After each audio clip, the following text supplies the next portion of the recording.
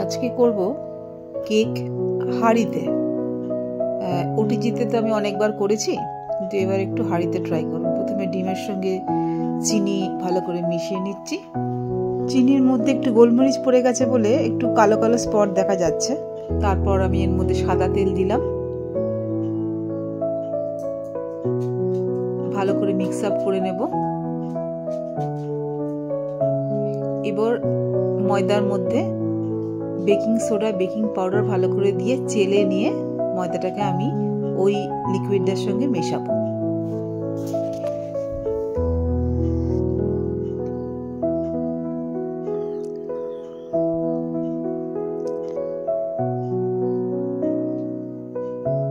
আস্তে আস্তে ময়দাগুলোকে দিয়ে ভালো করে ফেটাতে থাকবো। এরপর ভ্যানিলা এসেন্স দিলাম। এটা আমি ফ্রুটলেস বানাচ্ছি, কারণ আমি হাঁড়িতে কোনোদিন বানাইনি, ফার্স্ট টাইম ট্রাই করছি। তাই একটা প্লেন কেকই করব। ট্রেটাকে গ্রিস করে নিয়ে ময়দা ছিটিয়ে নিলাম, কেন কি এর জন্য পেপারও লাগে না, খুব সুন্দর করে উঠে আসে। তারপর আমি হাঁড়িটা গ্যাসের ওভেনে 5 মিনিটের জন্য প্রিহিট করতে দিয়েছিলাম। এই দেখুন, আর পেপার দিলে একটু হিট মানে ওপরের পোর্শনটা ভালো লাল হয়, তাই আমি একটা কাগজ দিয়ে তার উপর আমি স্ট্যান্ডটা দিয়েছি। এবার বেকিংয়ের জায়গাটা আমি ওর মধ্যে দিয়ে ঢেকে রাখবো। 45 মিনিট পর দেখুন কেকটা কত ফুলেছে, কত সুন্দর রং হয়েছে। আমি এক্সপেক্টই করিনি। খুব সমস্যায় ছিলাম যে আদৌ হবে কি না। যাই হোক, এসেছে কালারটা, এই জন্য আমার খুব ভালো লাগছে।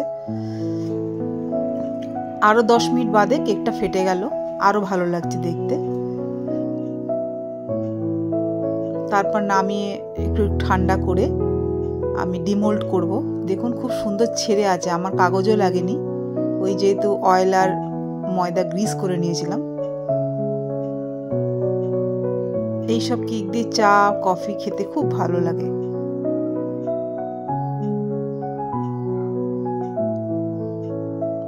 দেখুন একটা ফোঁটা লেগে থাকেনি পাত্রের মধ্যে, আর খুব সুন্দর উঠে এসেছে এবং একটু স্পঞ্জি হয়েছে। দেখুন কত সুন্দর দেখতে হয়েছে। হ্যাঁ, আমি এর মধ্যে বাটার দিইনি, কারণ আমার কাছে বাটার আজকে ছিল না, তাই আমি হোয়াইট অয়েল দিয়েই করেছি। তবে খেতে কিন্তু ভালো হয়েছে। যারা যারা স্পঞ্জ কেক প্লেন ভালোবাসেন তাদের জন্য তো অসাধারণ। যাই হোক, কেক সবসময় ঠান্ডা করে কাটবেন। আমার অনেকটা টাইম চলে গেছে, ঠান্ডা হয়ে গেছে কেক। এবার আমি এগুলোকে স্লাইস করব।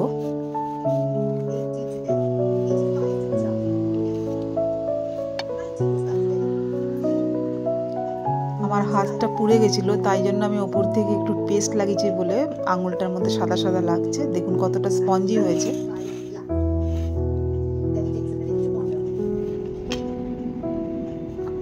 এবার একটু পিস পিস করে রেখে দেবেন। প্রতিদিন সকাল বা বিকালে চায়ের সাথে খেলেন,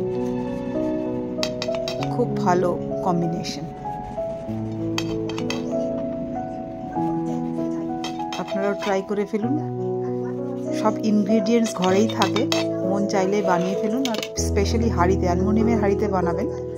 আর ননস্টিকে না বানিয়ে অ্যালুমিনিয়ামের হাঁড়িতে বানালে, অ্যালুমিনিয়াম হচ্ছে গুড কন্ডাক্টর অফ হিট, এবং এই হিটটা ঠিক চারিদিকে সমানভাবে ছড়িয়ে পড়ে কেকটাকে লাল করতে সাহায্য করে। Bye bye, see you.